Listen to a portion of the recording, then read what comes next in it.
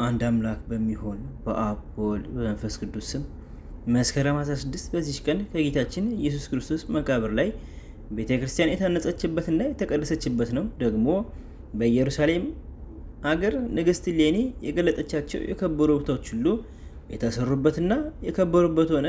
ይህም እንዲህ ነው። ልጇ ቆስጠንጢኖስ በነገሰ በ20 ዓመት ቅዱሳን የሆኑ 318 አባቶች በኒቅያ ከተማ ከተሰበሰቡ በኋላ ቅድስት እናቱ እሌኒ እንዲህ አለችው፣ ልጄ ሆይ እኔ ወደ ቅድስት ሀገር ኢየሩሳሌም በመሄድ የክብር ንጉሥ የሆነ የክርስቶስን ዕፀ መስቀል ፈልጌ አወጣ ዘንድ ለእግዚአብሔር ስለተስያለሁ። ቆስጠንጢኖስም ሰምቶ በዚህ ነገር ደስ አለው። ከብዙ ሰራዊት ጋር ብዙ ገንዘብ ሰጥቶ ላካት። የከበሩ የግምጃ ልብሶችንም ሰጣት። እርሷም ወደ ኢየሩሳሌም በደረሰች ጊዜ ከከበሩ ቦታዎች ተባረከች። ከዚህም በኋላ ስለከበረና አዳኝ ስለሆነ ዕፀ መስቀል መመርመር ጀመረች። በታላቅ ድካምና ችግር አገኘችው እና ታላቅ ክብርን አከበረችው። በታላቅ ምስጋናም አመሰገነችው። ከዚህም በኋላ በጎልጎታ በቤተልሔምም ክብር ይግባውና ጌታችን ኢየሱስ ክርስቶስ በተወለደበት ዋሻ ደግሞ በጸርሐ ጽዮን የእመቤታችን ማርያም ስጋዋ በተቀበረበት በጌቴሴማኒ በደብረ ዘይትም በከበሩ ቦታዎች ሁሉ የቤተ መቅደስ መሠዊያ እንዲሰሩ አዘዘች። ዳግመኛም በዕንቁ በወርቅና በብር እንዲያስጌጧቸው አዘዘች። በኢየሩሳሌምም ስሙ መቃርስ የሚባል ኤጲስቆጶስ አለ።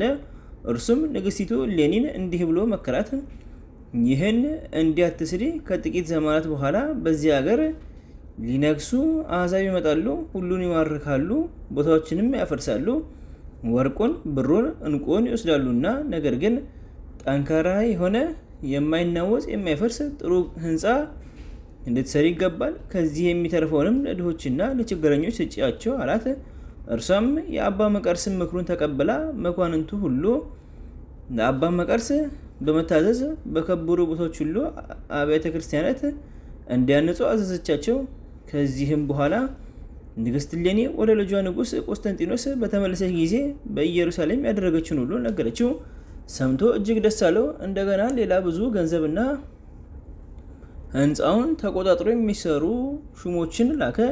ለሚገነቡና ለሕንፃው ስራ ለሚያገለግሉ ሁሉ ደሞዛቸውን ሳያጓድሉ ሁልጊዜ ማታ ማታ እንዲሰጧቸው ንጉሡ አዘዘ። ስለ ደሞዛቸው እንዳይጮሁና እንዳያዝኑ እግዚአብሔር ስለ ጩኸታቸው በእርሱ ላይ እንዳይቆጣ ይፈራልና። ጻድቅ ንጉሥ ቆስጠንጢኖስም በነገሰ በ30 ዓመቱ የከበሩ ቦታዎች ሕንፃቸው በተፈጸመ ጊዜ ንዋየ ቅድሳትን ዋጋቸው ብዙ ድንቅ የሆኑ የከበሩ የግምጃ ልብሶችን ላከ። ደግሞም ወደ ቁስጥንጥንያ ሊቀ ጳጳሳት ኤጲስቆጶሳቶቹም በመያዝ እንዲዘጋጅ እንዲሁም ወደ አንጾኪያ ሊቀ ጳጳሳት እና ወደ እስክንድሪያ ሀገር ሊቀ ጳጳሳት ወደ አባ አትናቴዎስ ኤጲስቆጶሳቶቹን በመያዝ ሁሉንም ሊቃነ ጳጳሳት ወደ ኢየሩሳሌም ተሰብስበው በከበሩ ቦታዎች ውስጥ የተሰሩትን ወይም የታነጹትን አብያተ ክርስቲያናት እንዲያከብሩ ንጉሥም እንዳዘዘ ሁሉም ተሰበሰቡ።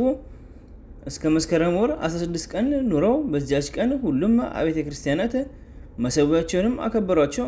የቁርባን ቅዳሴም ቀድሰው ለምዕመናን ሥጋውንና ደሙን አቀበሉ። በዚችም ቀን ከቶ እንደርሱ ሆኖ የማያውቅ ታላቅ ደስታ ሆነ።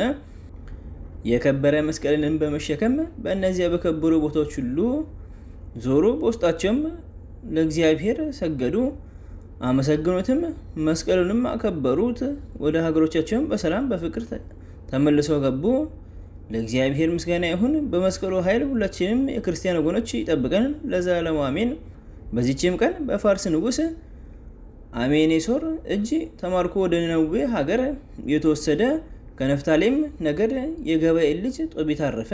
ይህም ጻድቅ ጦቢት በሕይወቱ ዘመን ሁሉ እውነትና ቅን በሆነ ሕግ ጸንቶ የሚኖር ነው። ከወገኖቹም ጋር ከመማረኩ በፊት ለችግረኞች ብዙ ምጽዋትን ይሰጥ ነበር። ብዙ ጊዜም የበጎቹን ጠጉርና ከእህሉ አስራቱን ይዞ ወደ ኢየሩሳሌም ይወጣ ነበር። ከገንዘቡ ከሶስት አንዱን ለድሆች የሚሰጥ ነው።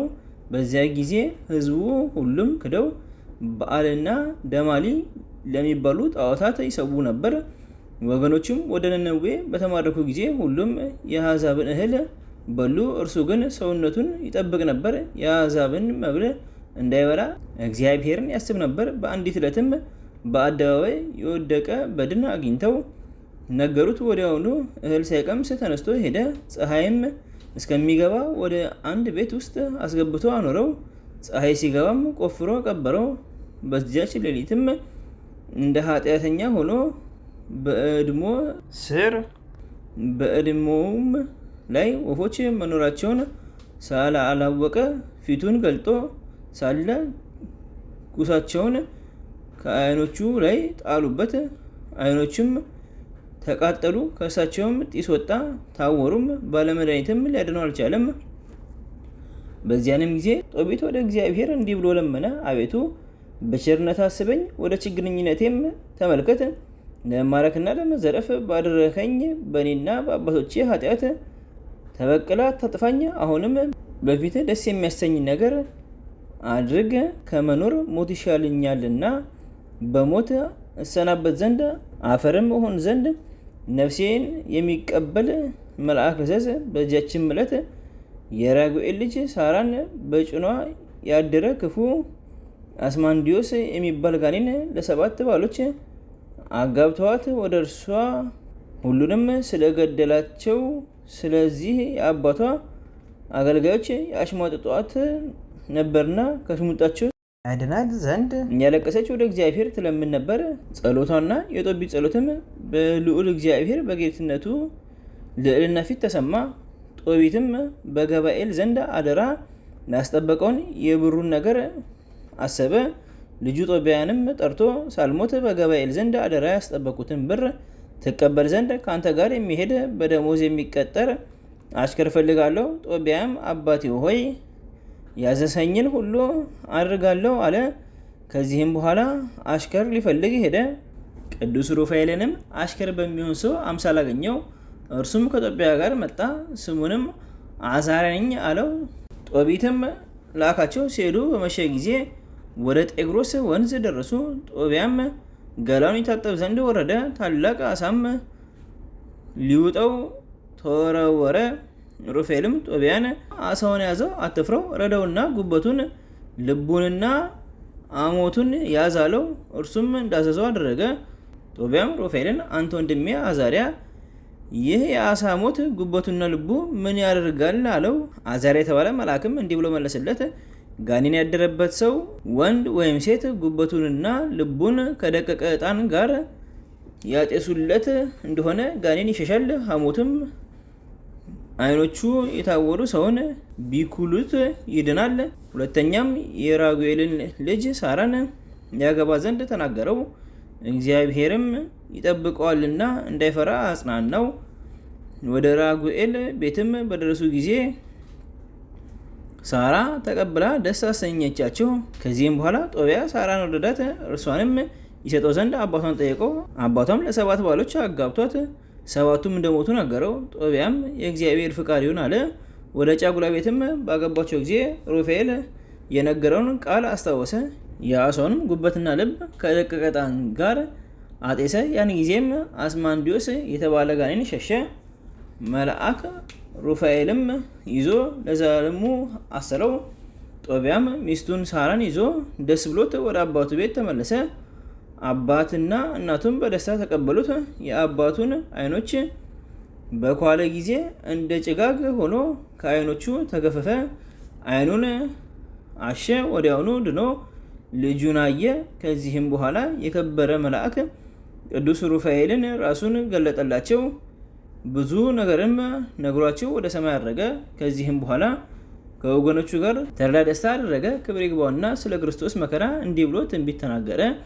እርሱ በኃጢአታችን ይገርፈናል፣ ደግሞ እርሱ ይቅር ይለናል። ሁለተኛም መከራህን የሚያስቡ የተመሰገኑ ናቸው፣ እነርሱ ክብርህን ባዩ ጊዜ በአንተ ደስ ይላቸዋልና አለ። ዳግመኛም ስለ ኢየሩሳሌም መታነጽ እንዲህ ብሎ ትንቢት ተናገረ። ኢየሩሳሌም ሰንጴር መረግድ በሚባል በከበረ ዕንቁ ትሰራለች። ድልድሏ፣ ቅርጿ፣ አደባባያ፣ ደጆቿም በከበረ ዕንቁ በጠራም ወርቅ ይሰራሉ። አደባባያም ቢረሌ፣ አትራኮስ፣ ሶፎር በሚባል ዕንቁ ይሰራልና በመንጎዳ ሁሉም እግዚአብሔርን አስቀድሞ የነበረ ወደፊትም የሚኖር እያሉ ያመሰግኑታል። ደግሞም ከዓለማት ሁሉ ጽዮንን ከፍ ከፍ ያደረጋት እግዚአብሔር ይመስገን ይላሉ። ሁለተኛም የእስራኤል ምርኮኞች ከባቢሎን ወደ ኢየሩሳሌም እንደሚመለሱ ትንቢት ተናገረ። ሁለተኛም ደግሞ ዮናስ ከነነዌ እንዲወጣ ልጁን ጦቢያን አዘዘው። ዳግመኛም ልጁን እንዲህ አለው፣ ልጄ ሆይ ምጽዋት እንደምታድንና እንደምታጸድቅ ተመልከት። ይህን ተናግሮ በአልጋው ላይ ሳለ በ158 ዘመኑ አረፈ። በክብርም ቀበሩት። ለእግዚአብሔር ምስጋና ይሁን፣ እኛንም በጸሎቱ ይማረን፣ በረከቱም ከኛ ጋር ትኑር ለዘላለሙ አሜን። በዚህችም ቀን ዳግመኛ የቅዱሳን የወርቅላ፣ የስምዖን፣ የመርቄኖስ፣ የሃሊ፣ የሮቂኖስ፣ የሉክያኖስ፣ የአርዝማኖስ፣ የጴጥሮስ፣ የሐና መታሰቢያቸው ሆነ። ተርታ ነገርንም እንዳይናገር ደንጊያ ጎርሶ የኖረ የአባ አጋቶን ዕረፍቱ ነው። በረከታቸው ከኛ ጋር ትኑር ለዘላለሙ አሜን። አንድ አምላክ በሚሆን በአብ በወልድ በመንፈስ ቅዱስም መስከረም 18 በዚች ቀን ክብር ይግባውና ጌታችን መድኃኒታችን ኢየሱስ ክርስቶስ የተሰቀለበት የከበረ መስቀል በዓሉ ነው። ዘአቅረብኩ ማኅሌተ ዘኪሬ አእላፈ እምነተጸምዱከ ዘልፈ ለላነብብ ተወከፍ ዘኔቴ መጽሐፈ እንተርእሰከ እግዚኦ ጸሪቀ ምር ተወከፈ እምላቡ ቡራን ዘተርፈ ነቢያት ቅዱሳን ሐዋርያት ሰበኪያን ሰማዕታት ጻድቃን ደናግል አዲ ወመነኮሳት ሄራን ባርኮ ጉባኤ ዛቲ መካን እስከ ደቂቀ ይልቅ ወንዑስ ሕፃን ለዘጻፎ በክርታስ ወለዛ ጻፎ ዘደርስ ወለዛ አንቦ ስተርጎሙ ሳዲስ ወለሰማ ቃሎ በስነፈስ ጸሎተሙ ማርያም አናቂተ ኩሉ እንባ ስውር የማረን ኢየሱስ ክርስቶስ በቅዱሳኑ ጸሎት ጠብቀን በረከታቸውም ከኛ ጋር ትኑር። ኦ አምላክነ በከመ ትከ ወአኮ በከመ አምሳነ ወለዘሳይት